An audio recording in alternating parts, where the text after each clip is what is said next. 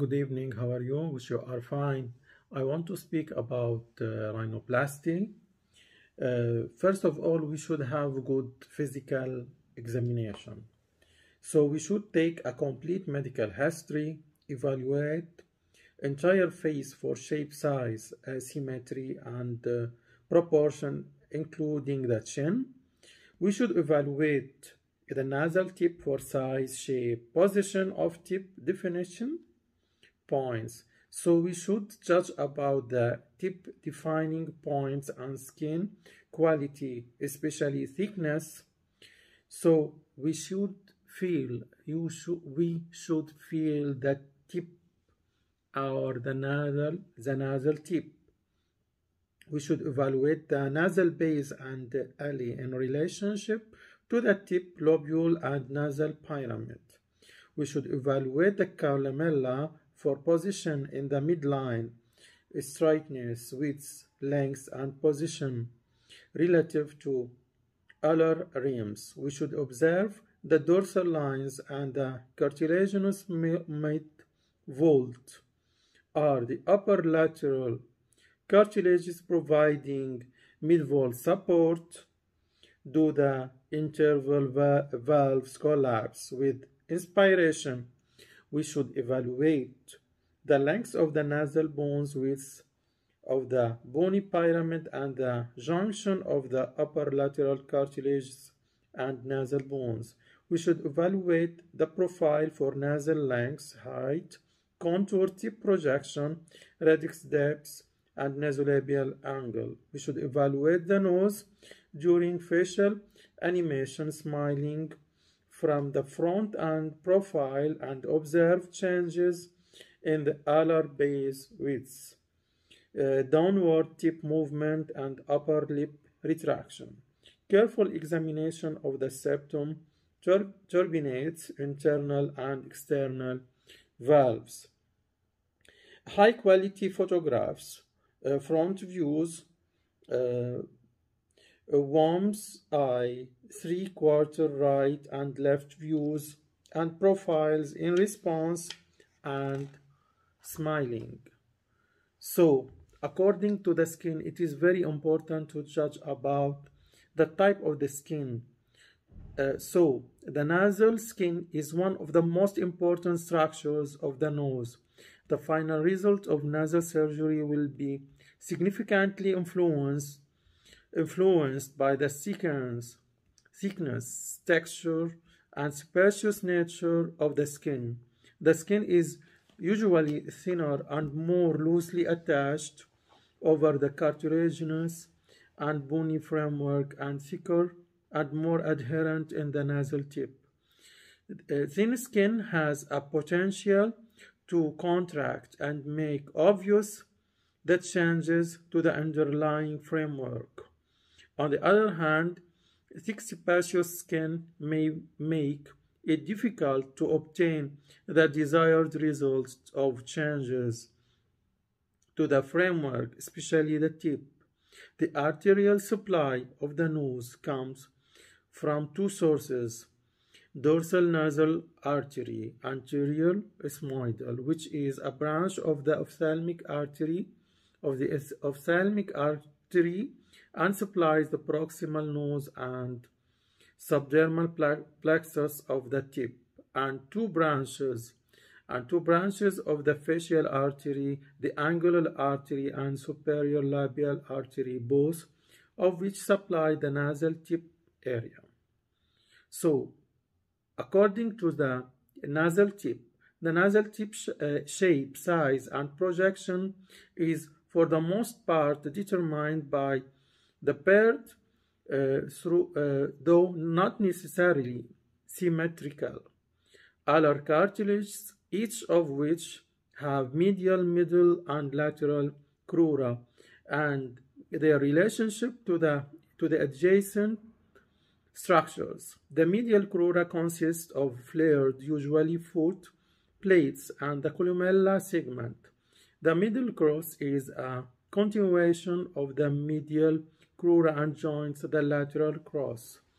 The columella lobular junction is the transition from the nasal base to the tip lobule. The middle cross extends from the columella lobular junction to the lateral cross. The tip defining points usually at the apex of the junction of the middle cross and lateral cross.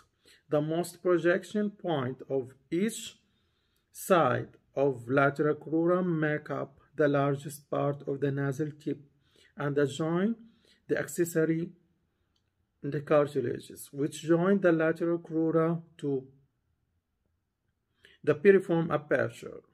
The cartilages are supported by suspensory ligaments to each other and the caudal border of the upper lateral cartilages. The caudal edge of the lateral crura of the lower lateral cartilages, the nostrils, sills, the membranous septum, and the alae make up the external nasal valves. Nasal tip complex. Although other factors like skin thickness do have relevance, the aesthetic appearance of the tip is in large part defined by the paired alar cartilages and their relationship with the surrounding anatomical structures. The preoperative examination should include a thorough evaluation of the shape, size, location, and inherent strengths of the medial, middle, and lateral crura of the alar cartilages. The etiology of tip abnormalities can be attributed to abnormalities in one or more of these specific anatomic areas.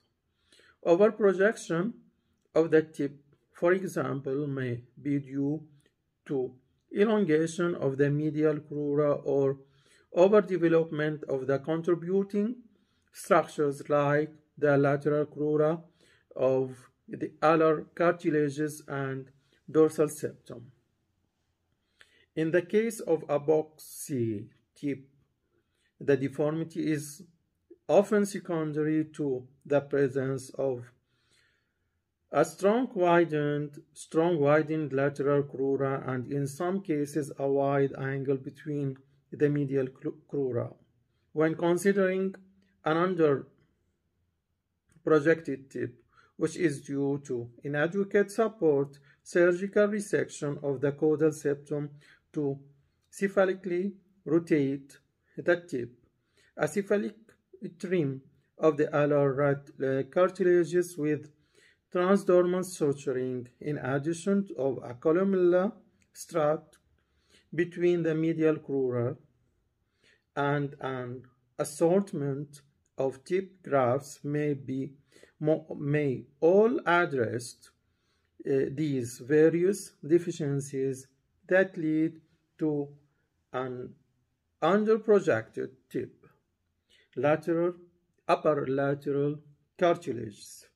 The upper lateral cartilages and their attachment to the septum make up the cartilaginous mid-valve. The junction of the upper lateral cartilages with the cephalic margin of the lower lateral cartilages defines the scroll area. The angle of the junction of the septum and upper lateral cartilages at this point. So the junction of the upper lateral cartilages with the cephalic margin of the lower lateral cartilages defines the scroll area. The angle of the junction of the septum and upper lateral cartilages at the point determine the internal valve, usually 10 to 15 degrees. The cephalic end of the upper lateral cartilage is overlapped by the nasal bones for several millimeters. This is important in maintaining mid-valve support. The junction of the upper lateral cartilages with the nasal bones and septum has a T-shaped contour and is known as a keystone area. Now, the nasal bones. According to the nasal bones vary in length and thickness, and along with the ascending frontal process of the maxilla make up the bony vault. The nasal bones articulate with each other medially. The upper lateral cartilage is inferiorly and maxilla laterally, and frontal bones superiorly, and the perpendicular plates of the ethmoid posteriorly. The nasal osteotomies are best performed through the thinner bone along the transition zone in the ascending frontal process of the maxilla that exists from the piriform aperture to the radix. According to the nasal profile is dictated by the osteocartilaginous vault and its relationship to the upper cartilages, to the alar cartilages. So the nasal profile is dictated by the osteocartilaginous vault and its relationship to the alar cartilages. Understanding this relationship is important when one considers reducing the dorsal hump, which is often more cartilage than bone. The amount of resection should be guided by the amount of tip projection, the nasal frontal angle, and the supratip break on the lateral views. Tip projection is the distance the nose projects from the face, or more anatomically defined as a distance from the tip of the nose to the most posterior point of the nose cheek junctions. The nasal frontal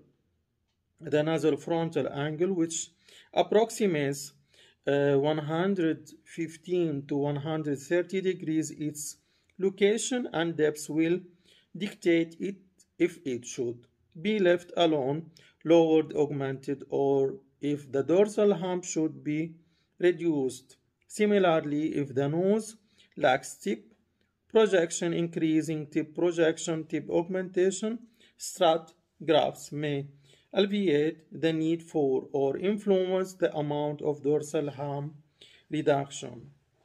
So in general, we should judge about a lot of things when we decide to make rhinoplasty. Those are the most important things. There are, of course, another things like the columella and the nasolabial angle, which may talk about it later. That's all about that for today. Welcome.